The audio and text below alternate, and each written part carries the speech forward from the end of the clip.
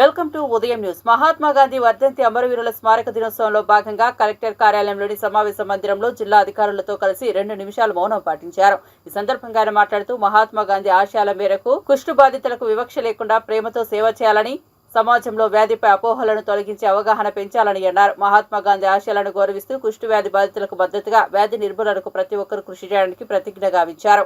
ఈ కార్యక్రమంలో అదనపు కలెక్టర్లు లక్ష్మీనారాయణ, నరసింగరావు, జిల్లా వైద్యాధికారి సిద్దప్ప, ఏవో వీరభద్రప్ప, జిల్లా అధికారులు, కలెక్టర్ కార్యాలయం సిబ్బంది తదితరులు పాల్గొన్నారు.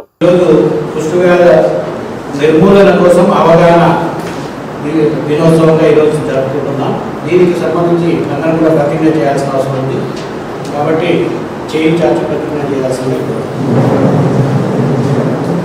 నా కుటుంబంలో లేదా పొరుగు వారిలో లేదా కమ్యూనిటీలో ఎవరైనా చర్మంపై స్పర్శ కోల్పోయిన వాటిపై నొప్పి కలిగించినప్పుడు తెలియకపోయినట్లయితే లేదా కుష్టు వ్యాధి కారణంగా కనిపించే అంగవైకల్యం ఏర్పడిన వారి పట్ల శ్రద్ధ వహిస్తానని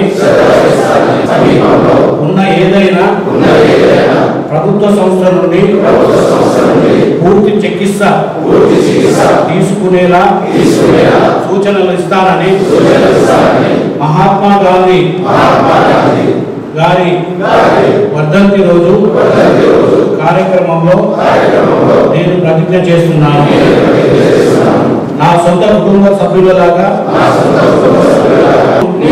ప్రేమతో చికిత్స చేస్తానని మరియు ఏ విధమైన వివక్షత చూపకుండా వారి ఆత్మగౌరవాన్ని పరిరక్షించేలా శ్రద్ధతో చికిత్స అందిస్తామని, కుష్టు వ్యాధి పూర్తిగా నయమవుతుందని, అంగవైకల్యం నివారించవచ్చని మరియు కుష్టు వ్యాధి సోకిన వ్యక్తులపై వివక్ష చూపనని, కుష్టు వ్యాధికి సంబంధించిన ఇలాంటి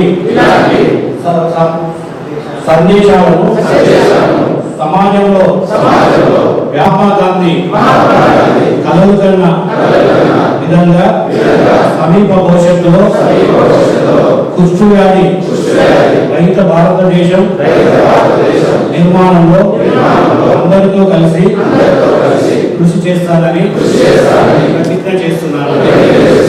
జై హింద్.